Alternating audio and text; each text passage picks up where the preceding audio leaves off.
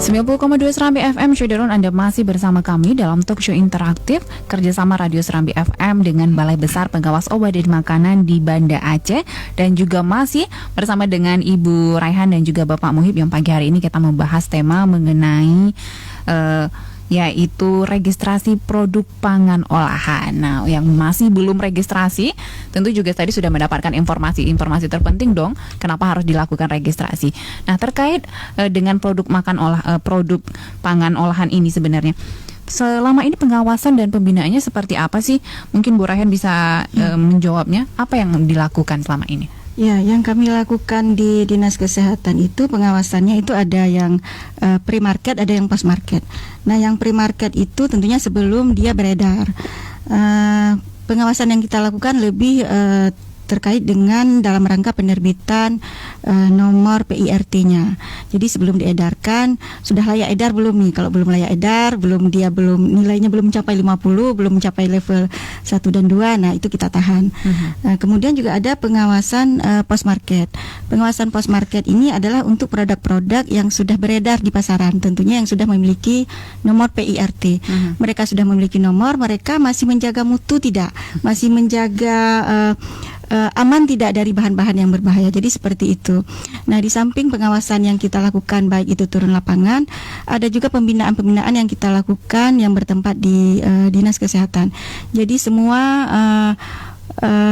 PIRT yang sudah memiliki nomor itu kita panggil.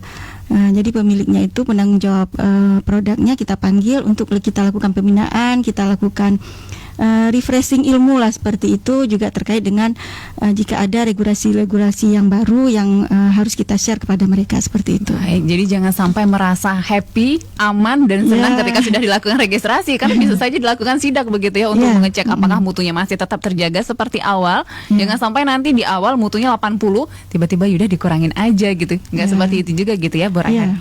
Baik, nah bagaimana dengan BP POM sendiri, Pak? Apakah sebenarnya ada tindakan dari BP POM apabila misalnya ditemukan produk-produk olahan yang di pasaran tapi mutunya sudah dikurangi atau tidak memenuhi mutu, keamanan dan manfaatnya, itu juga kita takutkan merugikan dan meresahkan masyarakat. Baik, mungkin sebelum menjawab itu saya ingin menambahkan Bu Raihan, sebenarnya pengawasan itu bukan hanya di pemerintah saja, tetapi produsen dan juga masyarakat juga bisa wajib melakukan pengawasan. Jadi produsen itu wajib membuat produknya sesuai dengan cara produksi pangan olahan yang baik. Lalu masyarakat juga wajib melindungi dirinya dan juga waktu memilih produk, ingat kalau kami jargonnya ada cek klik. Cek klik apa itu? Cek K-nya kemasan. Lalu cek labelnya, cek juga izin edarnya dan juga cek kedaluarsanya. Jadi masyarakat wajib melihat itu ketika akan mengkonsumsi suatu produk.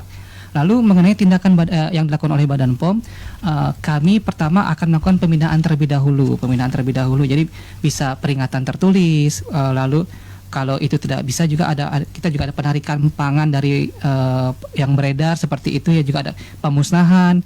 Juga sementara kita bisa bekukan sarana produksinya sampai dia memproduksi yang baik. Ketika kami uji baru dia bisa membuka kembali sarananya.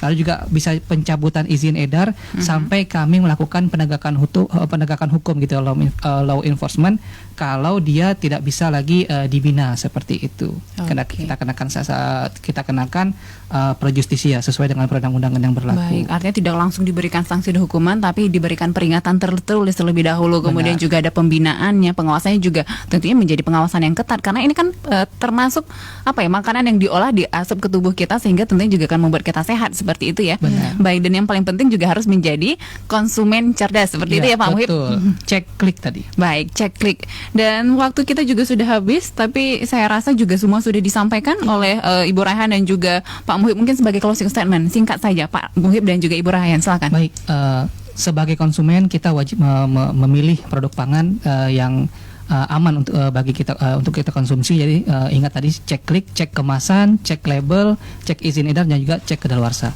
Mungkin closing statement saya mau pantun Ibu. Baik, silakan Bapak. Iya.